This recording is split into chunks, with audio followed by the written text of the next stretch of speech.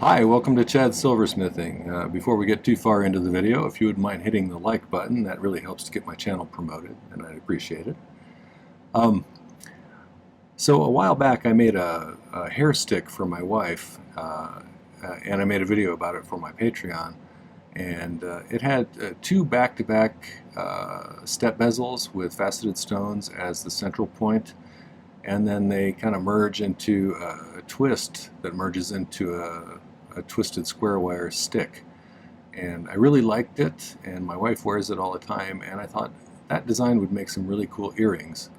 And so I'm going to make some similar earrings, but I'm going to use Peridot for these ones. So not sure what we're going to call it yet, maybe some spiral drop earrings or something like that, but either way, we'll give it a try. And before we get started, I wanted to thank some people. My Patreon are kind of my core group of supporters, and I really appreciate their support. They've got a nice group of people over there with a lot of knowledge, and I not only appreciate their financial support, I appreciate all of their knowledge and their willingness to share it with others. So thanks for that. The other group is my YouTube subscribers. Many of you watch these videos but haven't subscribed yet, and I'd love to have you subscribe. So I really appreciate those of you who have already and all the nice things you say in the comments, as well as the financial contributions like the Buy Me a Coffee or the Super Thanks things. Those really help with supplies, so I really appreciate that as well.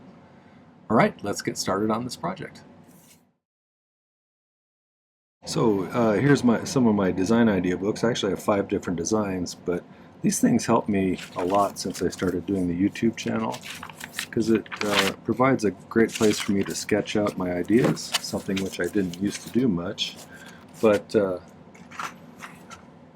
I like the graph in the background. It's not so overt that it kind of distracts from what you're drawing, but it helps me to keep things sort of symmetrical and regular, although you might not be able to tell from my drawings. But much better than if I just did it on some plain paper. So, well, let me show you this is the hair stick that I made for my wife a while back. It's got a great big huge orange CZ on either side like this, and it's basically just 2 back-to-back bezels I soldered together. And then on this one I used some 10 gauge square and did some 10 gauge round and some 10 gauge square. But I was going to do the same kind of thing with some earrings because I thought that might make some pretty ones. I picked out some little Peridots that are, there's my little stone grabber thingy bob. There it is. I think they're 4 millimeters, or 5 millimeters, 5 millimeters I think. But they're pretty little Peridots, so I'm going to do 2 bezels back to back for each, and I'll probably make 1 bezel in front of you and do the other 3 off camera so you don't have to watch me do the same thing over and over again. And then we'll come up with a way to get this wire twisted how we want and attach. I think I'm going to use maybe some 12 gauge square. I think I have a few little pieces left of that I'll twist up into kind of a spiral square thing. And this will probably be 14 gauge round wire. So for the bezels I'm using 3/16 inch fine silver bezel strip, and these ones I'm using 28 gauge, which is relatively thin. And 3/16 I think is 4.76 millimeters if I remember right. So yeah, let's get started on making a bezel for this guy.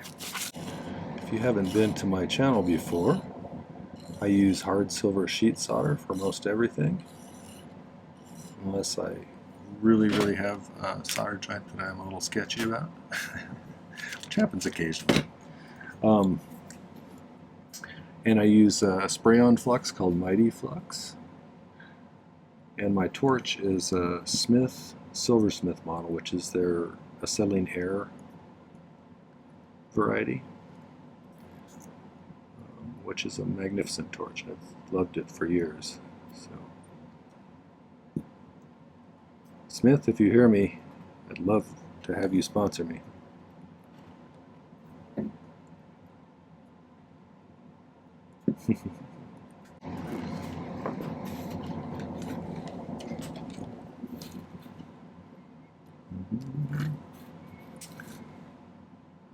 Make a mark.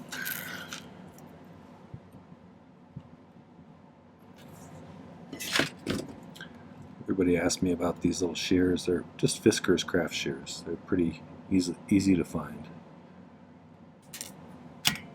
Some hardware stores will have them. Craft stores usually have them.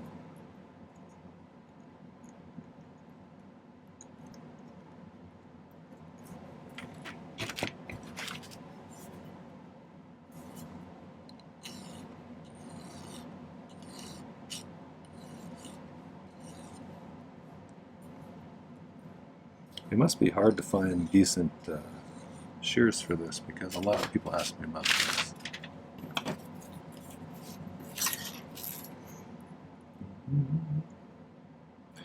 So when I make a bezel, I generally make it into an angular shape so that I can get the two ends nicely straight, pointed straight towards each other. Then I get a nice clean seam.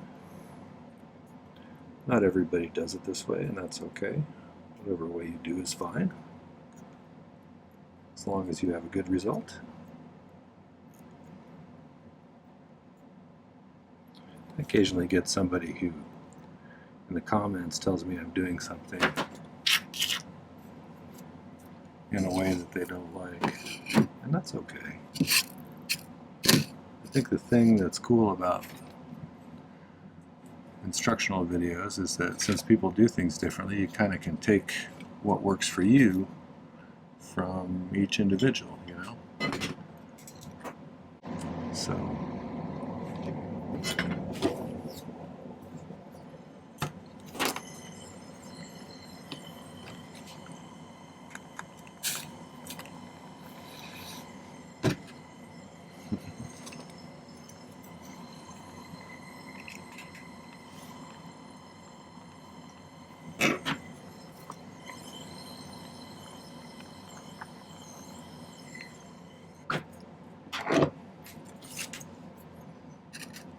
let's reshape this real quick.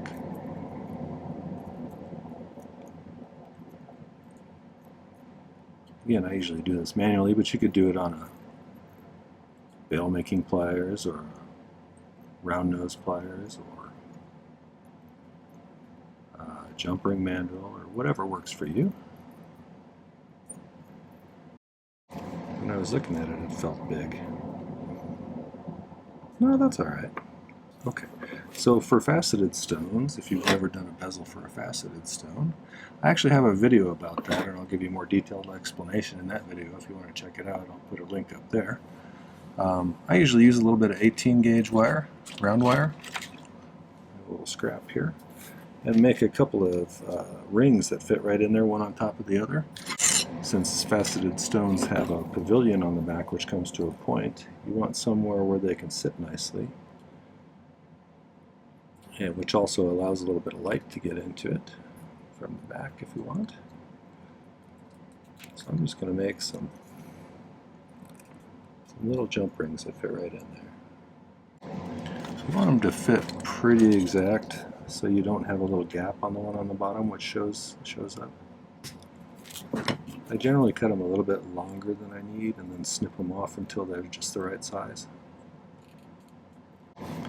That's still a bit big, so I won't quite go in there. Just trim a little bit off of that.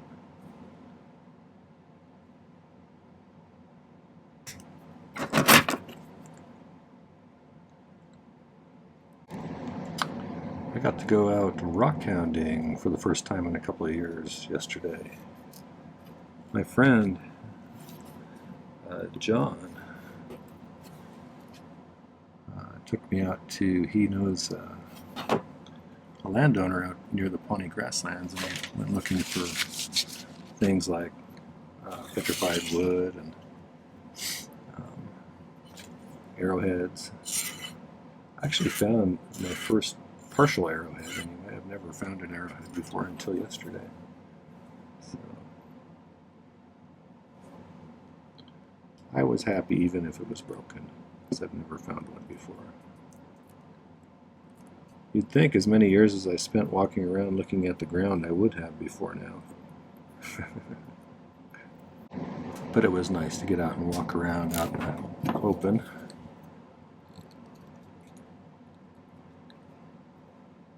It's got kind of a stark beauty out on the plains out there, which I like. Okay, so I'm going to put one in there and then set the other one underneath it. Get them both to push in there.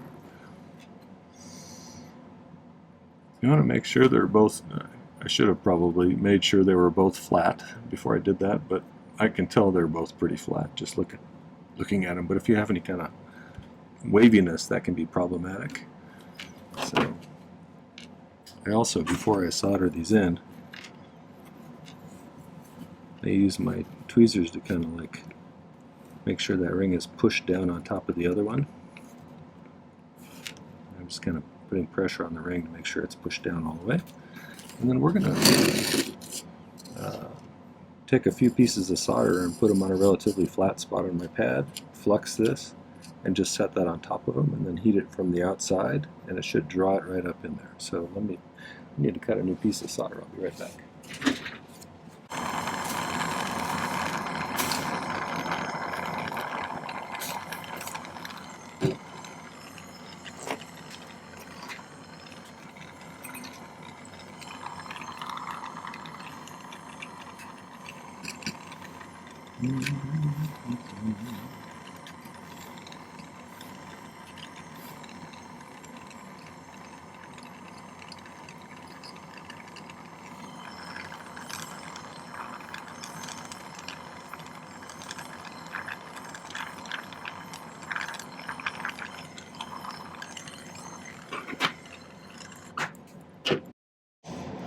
Okay, I'll just take this bottom. I'm just going to file that flat.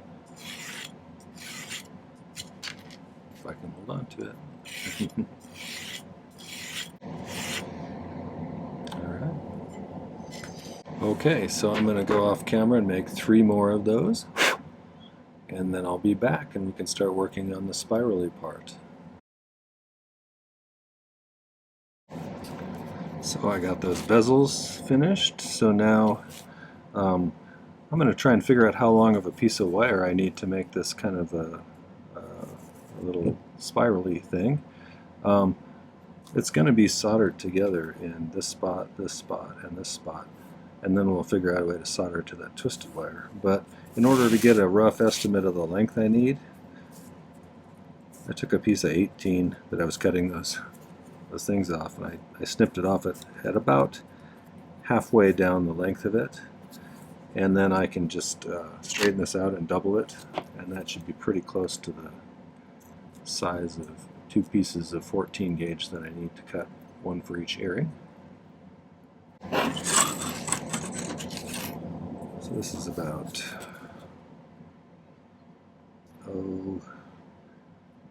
pretty close to 1 3/4, so we'll double that, which should be 3.5, I think. So I'll probably do it a little more than 3.5 if you do it in millimeters. Pretty close to 46-ish. So double that would be 92, I think. Let's go 93 just to be safe.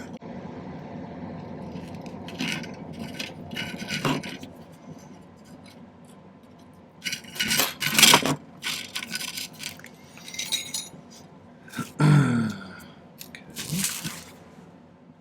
And then let's file these ends flat and straighten them out. A lot of people hate straightening wire, but I kind of like it. I don't know why. It's sort of satisfying when you get it perfectly straight.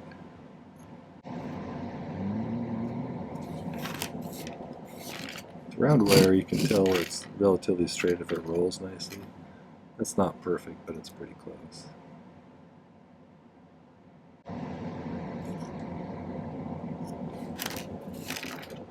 Pretty good.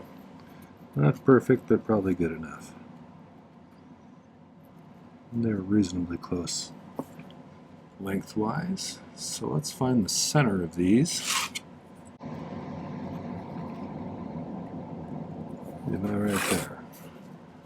You can check if you want. If you line up the ends again. Got it pretty close.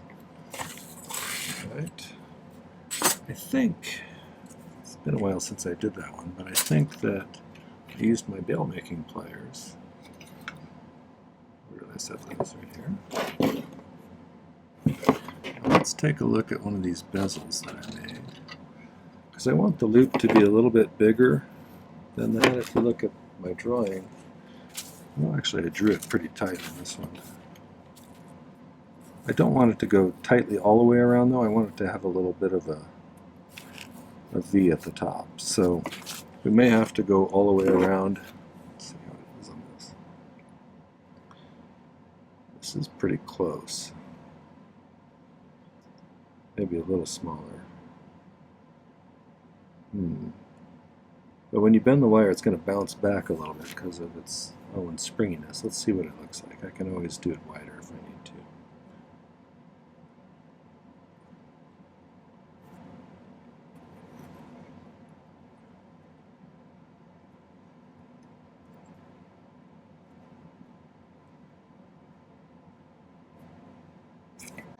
It's a little bit tight still.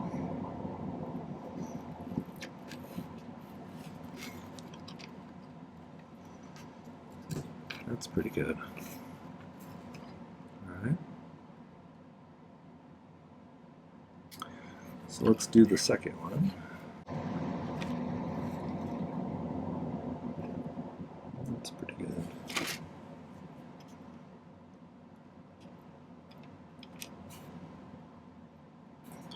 Okay, so I think I'm going to do a little bit of soldering on these to make these stay in that spot.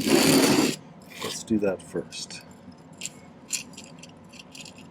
And I'm going to do what's called pick soldering. If you've never seen pick soldering, it's a super valuable skill to learn. And I have a video about it up here if you want to find out how to do it.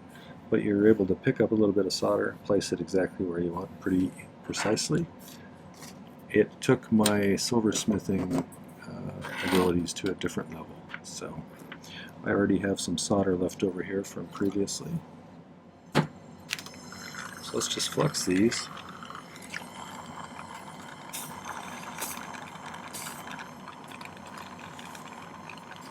Solder that spot closed. The reason I'm not doing them all is because as soon as I get one where I want it to be, I want it to kind of stay there, even though I start playing with the wires to get the next one. So if this can't shift around any,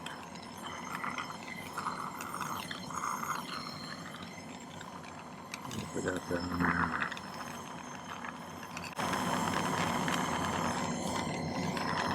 Okay.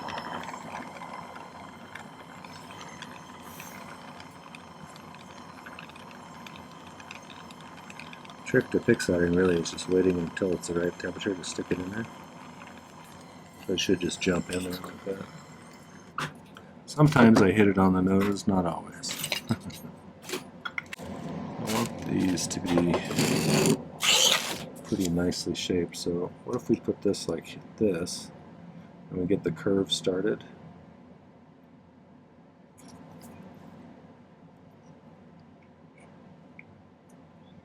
Then maybe put that off to the side.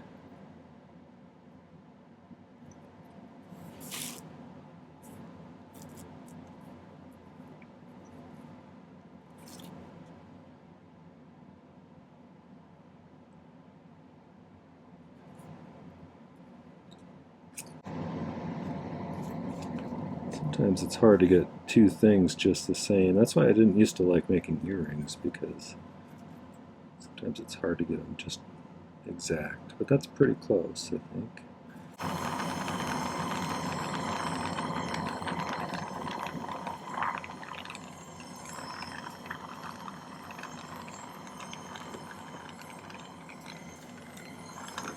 I don't know if that's touching.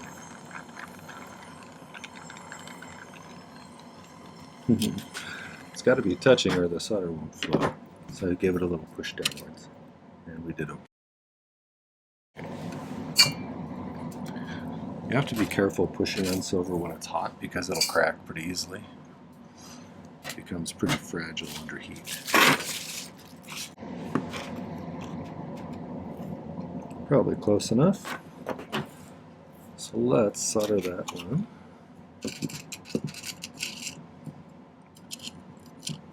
I'm going to cut a couple more pieces of solder.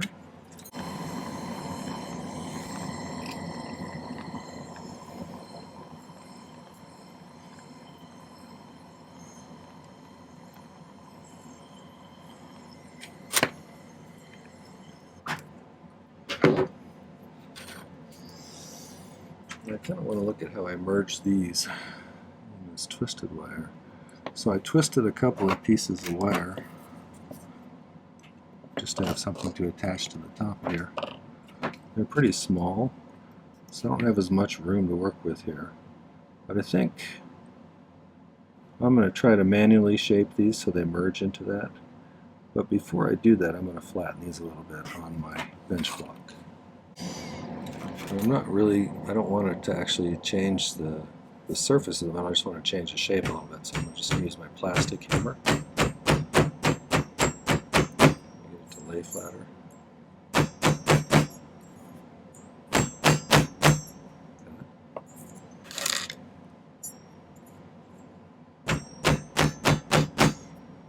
Ouch.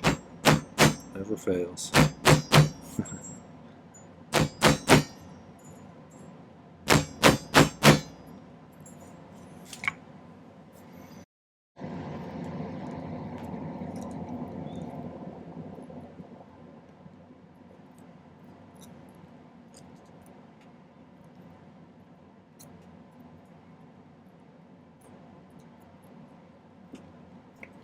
Kind of spiraling around like that in the hoops, and kind of stick that in there. It needs to be a little wider open though.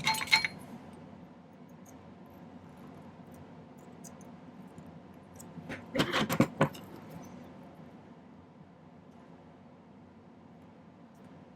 might need to round the end of this just a little bit. So I'm going to use an abrasive wheel with my Dremel to kind of shape the ends of these into kind of a sort of a bullet point shape. So I think I'll do that right now really quick. I'll be right back. Okay, so I chopped this one a little bit shorter. I want it to kind of attach like that. So it kind of continues the flowiness of that. And I may need to do just a little bit more shaping on this. Once this is soldered together, I should be able to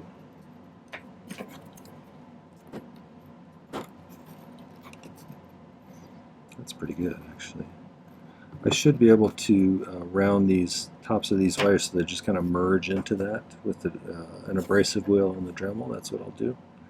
And then we'll add a little ring on the top. Add our we have to solder the bezels back to back, and then we'll solder them in here, and then I think we'll be ready to pickle them. So let me get these ones shaped a little better.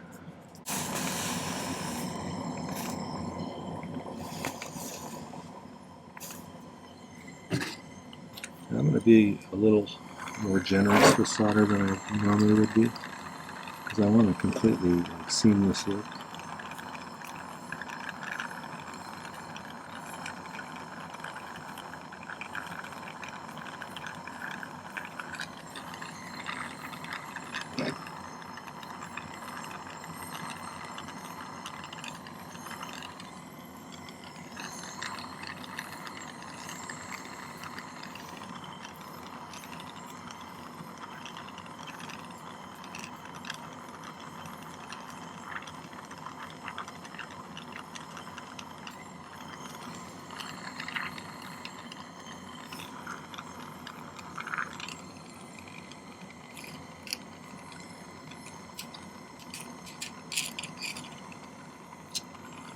So just a tiny bit more. So.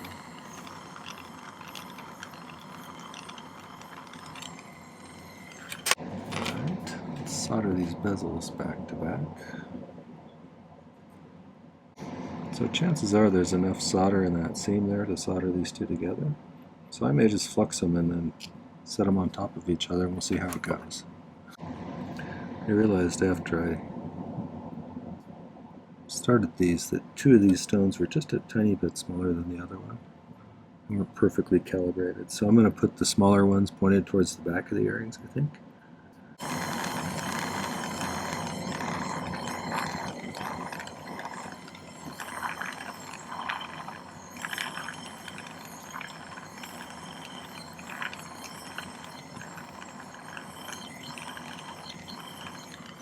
I'm going to add just a bit of solder to make sure we have a good solid connection.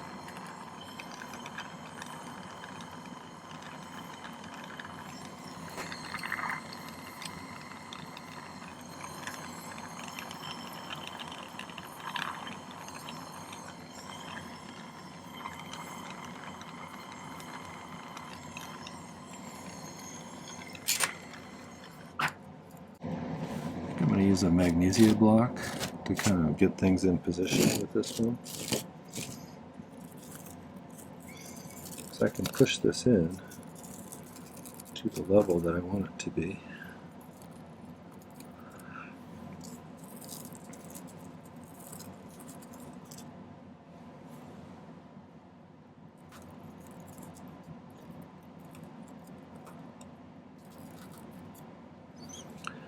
Because this has got a slight tilt to it, it's not going to be right on the line that goes around the middle there.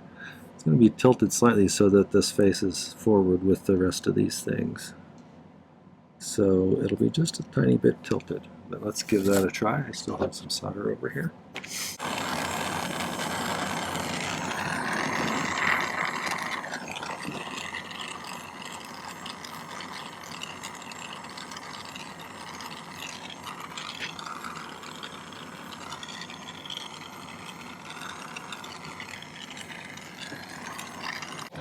Got a little saggy on that one because I got it slightly too hot. But that's easy enough to straighten back out.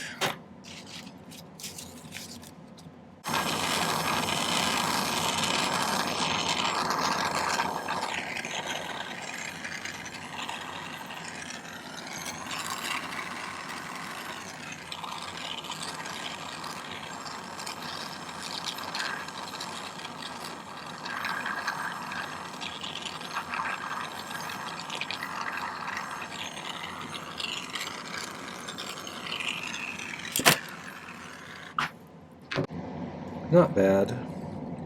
Okay, so let's add a jump ring to the top of this. I think I'm going to use 18 gauge for this one. But it doesn't need to be huge, so let's wrap it in. So if I can find one of these little brass rods I have.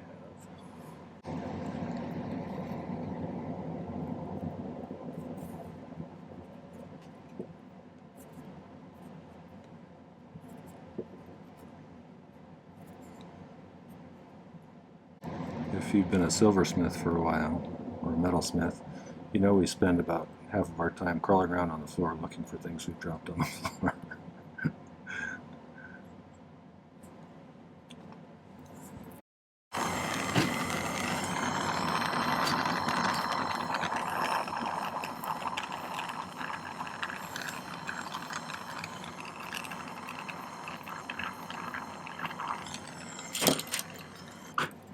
Try and position these so they're facing, so the front bezel's facing forward. It's just attached right up here.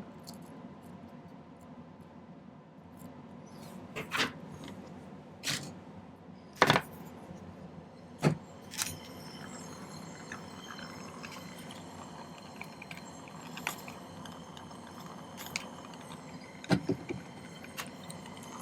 going to pick up a little solder just in case I need some extra.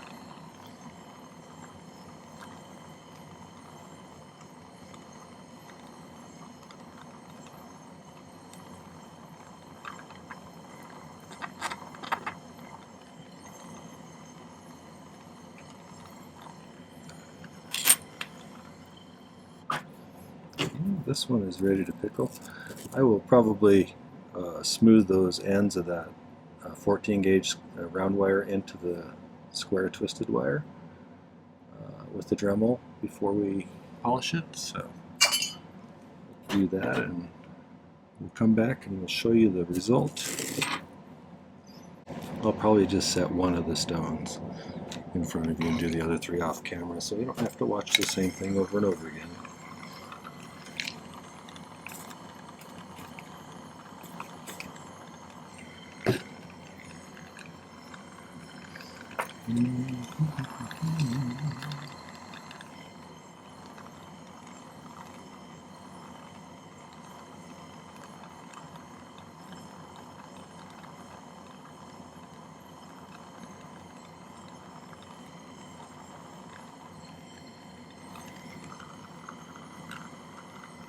There we go. That looks pretty good. Alright, I'll clean those up. Next time you see me, we'll be setting those stones.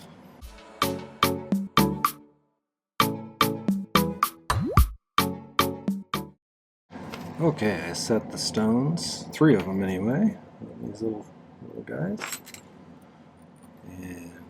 toughest one to do. I took the bezels down to about the right height. This one needs to go maybe just a little bit more.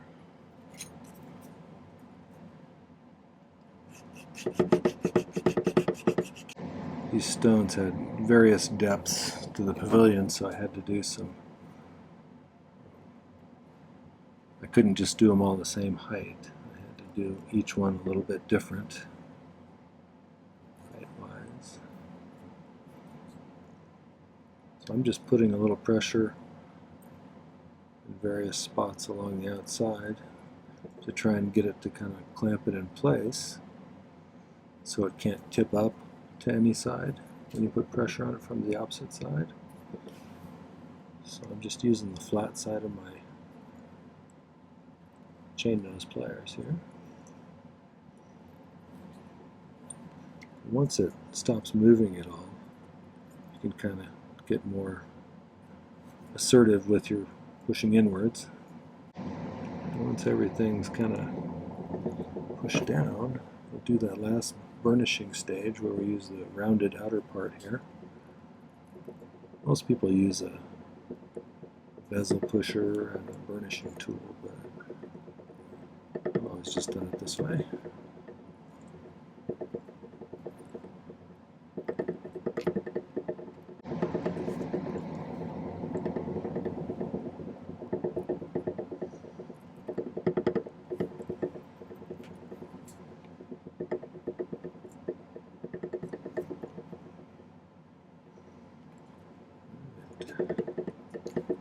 Get that cleaned up with a polishing disc on the Dremel on the tops of all of these bezels where I just set them, since they're usually a little bit rough from doing that. Get those nice and shiny, and I'll shape these ear wires, and then I'll get some better pictures and put them at the end. So I'm pleased with those. You know, I kind of captured the same feel as that pin, I think. So I didn't have as long to make this part spirally, but you know, I didn't want to make them too dangly, but I like those. All right. Well, that was the Peridot spiral drop earrings. I hope you enjoyed those. If you did, make sure to hit the like button and take a moment and check out some of my other videos. I have, we're getting close to 300 videos now, and I continue to produce them at 3 times a week for the time being. And there's a lot of content both for beginners and people who are more advanced and maybe just looking for some ideas or some techniques that they haven't tried yet. So check those out. Take a moment and subscribe to my channel if you haven't already. I'd love to have you. And then check out the video description down below for some other relevant links, like links to my Patreon, where you might want to find, where you can find out more about that platform over there and what I provide for them. As always, there's the Buy Me a Coffee link, which helps with my supplies, and I appreciate that. There's a link to my website where you should definitely go check out some jewelry and buy some for yourself or for someone you love. And finally, there's a merch store where you can get one of those nice design idea books, or a coffee cup, or a t-shirt, or a number of other things. So check those out. All right, well, thanks for coming, and take care. Happy silversmithing.